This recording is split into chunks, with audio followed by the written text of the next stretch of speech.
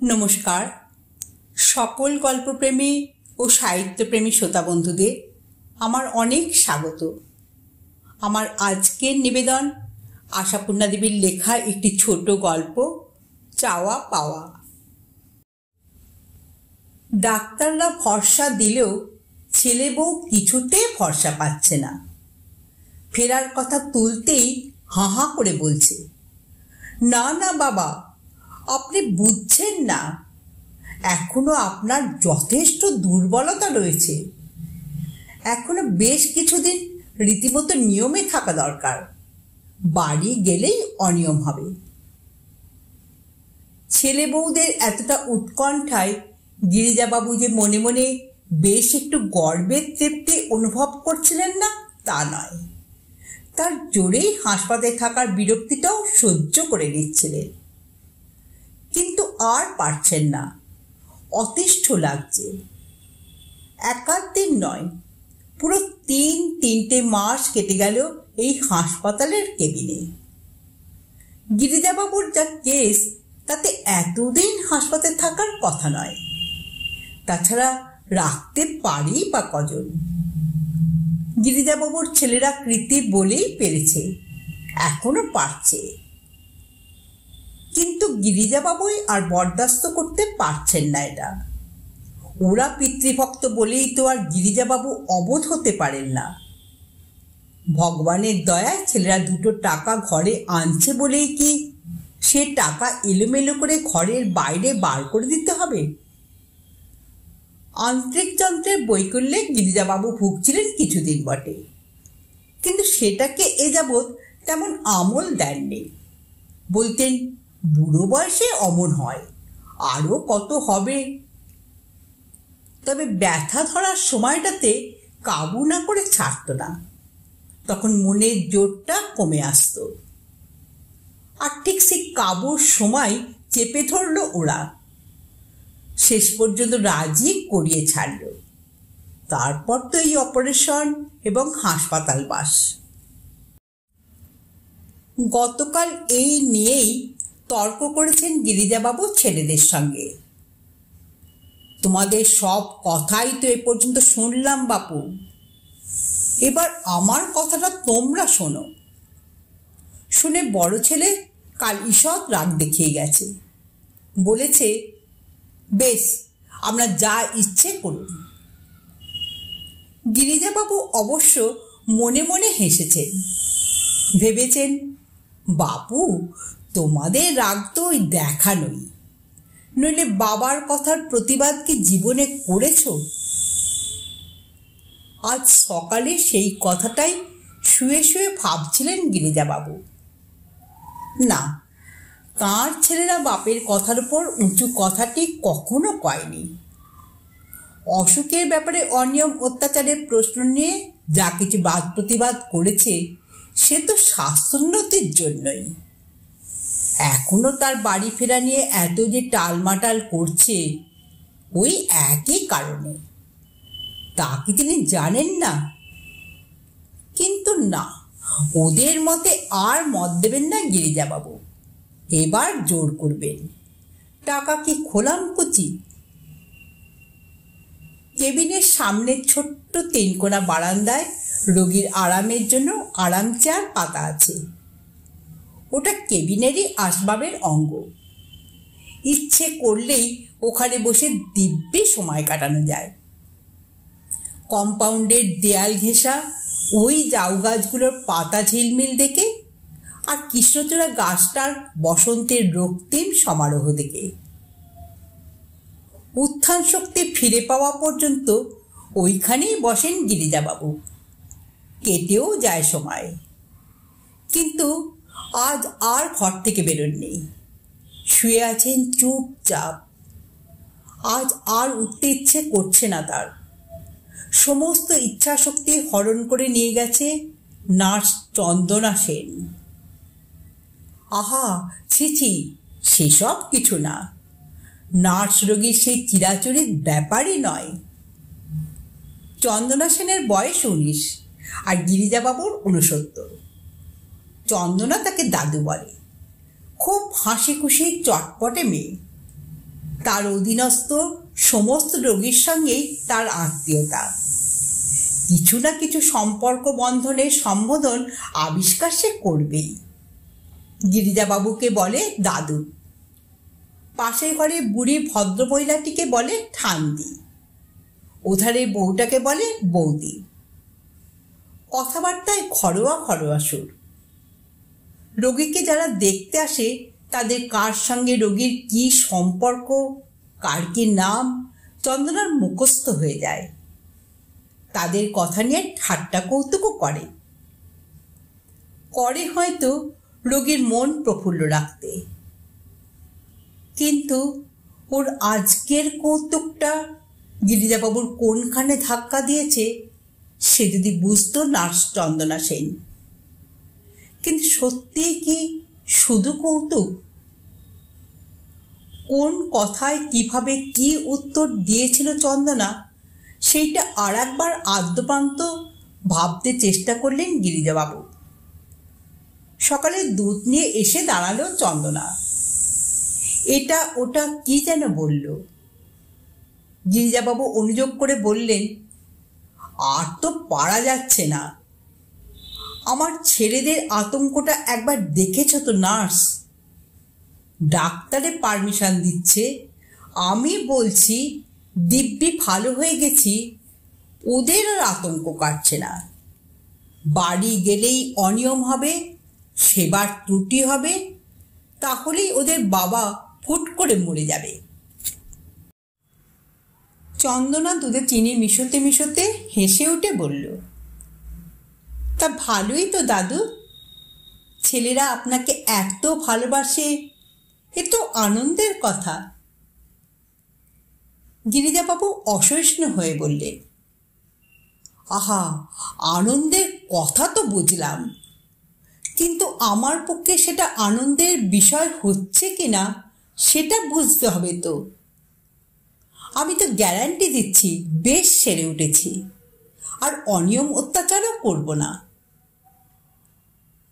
চন্দনা দুধের গ্লাসটা এগিয়ে দিয়ে বলল, এখন তো গ্যারান্টি দিচ্ছেন, বাড়ি গেলে হয়তো বলতে শুরু করবেন, এটুকু হাঁটলে কিছু হবে না, ওটুকু খেলে কিছু হবে না। গিরিজাবাবু হুঙ্কার দিয়ে উঠলেন, বলবো, বুঝলাম তাই বলবো। চিরকাল রোগী হয়ে থাকবো নাকি? বলি নার্স, অন্য দিকটাও তো দেখতে হবে। হাসপাতালে তো আমাকে অমনি থাকতে দিচ্ছে না। দৈনিক কতগুলি করে টাকা খসছে তার হিসেব রাখো। চন্দনা হেসে উঠল, সেই হিসেবে আমার কি দরকার? কিন্তু আপনারই বা কি দরকার দাদু? জোগাচ্ছেন তো আপনার ছেলেরা। হ্যাঁ, পর পর সব কথাগুলোই মনে পড়ছে গিরিজাবাবুর, সব উত্তর প্রত্যুত্তর। এ কথায় হঠাৎ মেজাজ গরম হয়ে গেল গিরিজাবাবুর। বললেন, তোমার কথাবার্তাগুলো তো বেশ মানুষের মতো নয় নার্স। ছেলেরা জোগাচ্ছে বলে আমার গায়ে লাগবে না? কি কষ্টে কত গায়ের রক্তে জল করে ওরা টাকা উপায় করছে, আর আমি সে কথা বুঝবো না? চন্দনা খালি দুধের গ্লাসটা গিরিজাবাবুর হাত থেকে ফিরিয়ে নিয়ে হেসে উঠে বলল, তা সে তো আপনি বুঝবেনই, কিন্তু তারা যদি এটাই সুবিধে বলে বোঝেন। রীতিমতো চেঁচিয়ে উঠলেন গিরিজাবাবু, সুবিধে? সুবিধে মানে কি নার্স? তোমার এ কথার মানে কি? কি মুশকিল, চড়ছেন কেন দাদু? চন্দনা সেন একটু সামলে নিয়েছিল নিজেকে। সামলে নিয়ে বলল, মানে আর কি, ওরা মনে করছেন আপনার এখানেই সুবিধে হচ্ছে। গিরিজাবাবু ধৈর্য রাখতে পারছিলেন না, চেঁচিয়েই যেন প্রতিপক্ষ সামনে রয়েছে এইভাবে বলতে লাগলেন, সে কথা তো আমি 1000 বার বলছি যে, আর এখানে তিষ্ঠতে পারছি না আমি। বুঝলাম এখানে আমার খুব সেবা যত্ন হচ্ছে, কিন্তু মানুষের মন বলেও তো একটা জিনিস আছে। বাড়ি ছেড়ে নাতিপুতিগুলোকে ছেড়ে কতকাল পড়ে থাকবো? তাছাড়া ডাক্তারে বলেছে, অথচ ওরা মিথ্যে ভয়ে অনর্থক জোর করছে। শুনে চন্দনা সেন জোরে হেসে উঠল। মিথ্যে ভয়টা তো সত্যির চাইতেও জোরালো হবেই দাদু। নইলে সত্যি ভয় যেদিন পেয়েছিলেন ওরা, সেদিন কি আর মুখে কথাটি ছিল? শুধু মুখগুলি শুকিয়ে আমসি হয়ে গিয়েছিল। রাগ ভুলে তৃপ্তির হাসি হাসলেন গিরিজাবাবু। হ্যাঁ, স্পষ্ট মনে পড়ছে। হাসলেন তিনি, তৃপ্তির আর গর্বের হাসি। বললেন, ওই তো ব্যাপার। মা গেছে ও বছর, এখন বাপকে নিয়ে সর্বদা হারাই। নইলে আমি কি রোগকে গ্রাহ্য করবার লোক? ওরাই একেবারে ব্যস্ত হয়ে উঠল। এই বেলা চিকিৎসা করা দরকার, এই বেলা অপারেশন করা দরকার। তারপর এই ফৈজত দেখো না, জিনাইল বেডে চলবে না, কেবিন চাই, আলাদা চাকর চাই, যাতে বাপের এতটুকু কষ্ট না হয়। তা সেদিন খুব ভয় পেয়েছিল, কি বলো? আরও একবার পরিতৃপ্তির হাসি হাসলেন গিরিজাবাবু। কিন্তু চন্দনাও হাসল কেন? রহস্যময় হাসি। হেসে বলল, কোন দিন? গিরিজাবাবু নিতান্তই চটলেন। কোন দিন মানে? ওই তো বললে নিজেই, অপারেশনের দিন ওদের মুখগুলি শুকিয়ে আমসি হয়ে গেছিল। চন্দনা দুধের গ্লাসটা নামিয়ে রেখে চলে যেতে যেতে মুচকে হেসে বলে গেল, সেদিনের কথা তো বলিনি। বলছিলাম অপারেশনের পর যেদিন প্রথম আপনার জ্ঞান হলো, অক্সিজেন বন্ধ করা হলো, ডাক্তার বললেন ক্রাইসিস কেটে গেছে। গিরিজাবাবু প্রায় ধমক দিয়ে উঠলেন, নার্স, চলে যেও না, দাঁড়াও। অমন উল্টোপাল্টা কি বলছো? বুঝিয়ে দিয়ে যাও। যেদিন জ্ঞান হলো সেদিন কিসের ভয়? শেষ হুলটি বিধিয়ে দিয়ে চলে গেল চন্দনা। কি মুশকিল! আপনি যে দেখছি একেবারে ছেলে মানুষ। কি ভয় বুঝলেন না? যে ভয় দৈনিক 22 টাকা খরচ করতেও গায়ে লাগে না, সেই ভয়। চন্দনা চলে যাওয়া পর্যন্ত আর উঠতে পারেননি গিরিজাবাবু। স্তম্ভিতের মতো বিছানায় পড়ে আছেন। রোগশয্যার পাশে দেখা ওদের উদ্বিগ্ন মুখের রেখাগুলোর ভাষা হাতড়াচ্ছেন মনে মনে। যে রেখাগুলো দেখলে চৈতন্য অচৈতন্যের মধ্যেও বুকটা আনন্দে, আবেগে, গর্বে, পুলকে ভরে উঠত গিরিজাবাবুর। এখন বুকের সেই ভরাটি ভাবটা কোথায় গেল? একটা বাচাল মেয়ের বাজে তামাশায় সমস্ত পৃথিবীটাই ফাঁকা ফাঁকা লাগছে কি জন্যে? দাদা, আজ বাইরে বেরোননি যে? চমকে উঠে বসলেন গিরিজাবাবু। ডাকে কি? দরজায় দাঁড়িয়ে পাশের কেবিনের বুড়ি ভদ্রমহিলা, চন্দনার ঠান্ডি। ভদ্রমহিলা বিধবা, পাতলা শুকনো চেহারা, চুল ছোট ছোট করে ছাঁটা, কথায় প্রাদেশিক টান। গিরিজাবাবু যখন বারান্দায় আরাম চেয়ারে গিয়ে বসেন, মাঝে মাঝে দেখা হয় ভদ্রমহিলাটির সঙ্গে। তিনিও উদয়াস্ত ওই বাইরেই থাকেন, কিন্তু এমন কিছু আলাপ হয়নি। একাধ দিন সামান্য দু একটা কথা। ভদ্রমহিলা আবার প্রশ্ন করলেন, শরীর ভালো আছে তো? ঠেলামারা ভাবে গিরিজাবাবু বললেন, হ্যাঁ, ভালোই আছে। কিন্তু পাশের কেবিন যেন গল্প করতেই উৎসুক। আমি বলি, রোজ দেখি দাদাকে ইজি চেয়ারে বসে থাকতে, আজ কি হলো? তা ভালো আছেন, ভালো কথা। আপনাদের পুরুষ ছেলের প্রাণ কত দামি, একটুকুতেই ভাবনা ধরে। আমাদের মতো পোড়া জানতো না। হঠাৎ যেন খেঁকে উঠলেন গিরিজাবাবু। দামি মানে? দামি মানে কি? বুড়ো হলে কেউ দামি নয়।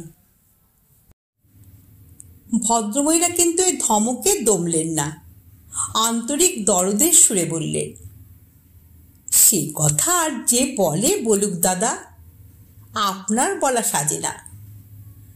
আপনার ছেলে বউয়ের তুলনা একালে নাই।